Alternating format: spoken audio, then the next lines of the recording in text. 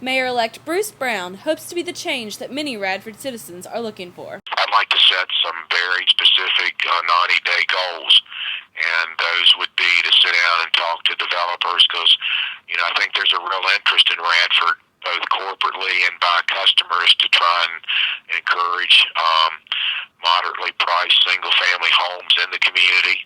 I think in particular this is a nice retirement community, and if there were patio homes for the empty nesters like myself, whose daughter is getting through college and doesn't need a fish pond to take care of and grass to mow and what have you.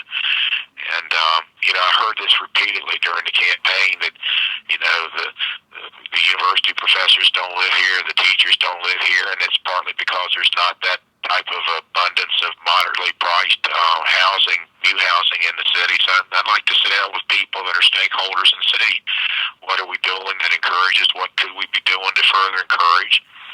I'd like to sit down with particularly the small business owners in the community, and because that's where most of your jobs come from. And what is Radford doing that encourages small business development and employment? And what are we doing that we could do better? And then kind of transition that into some of the large corporations that are in this, and then redouble our efforts with regional. I'm not naive enough, Melissa, to not understand the dynamics of economic development.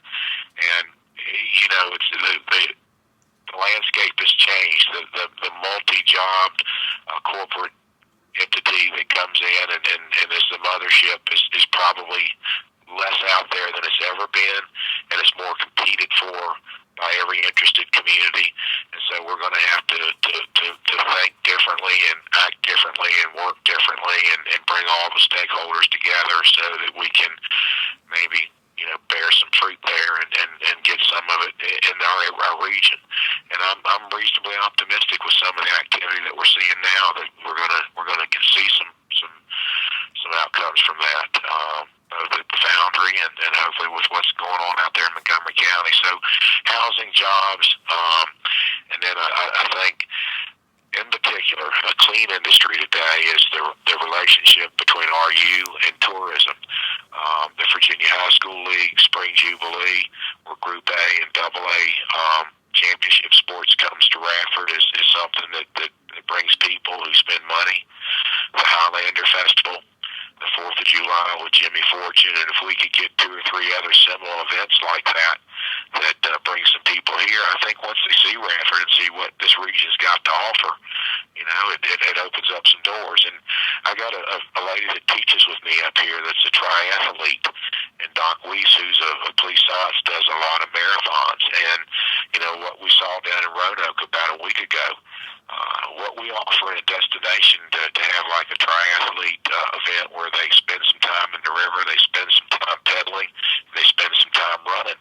We could have some sports events like that, and like I saw on the WSL when they interviewed them, these people come because of the scenery they get to see. A lot of them run on flat land; they don't get to see mountains and some of the beauty that we have. So I think there's some opportunity there, and empower people. I think one of the reasons that people are interested in me is I have a history as a teacher and as an administrator.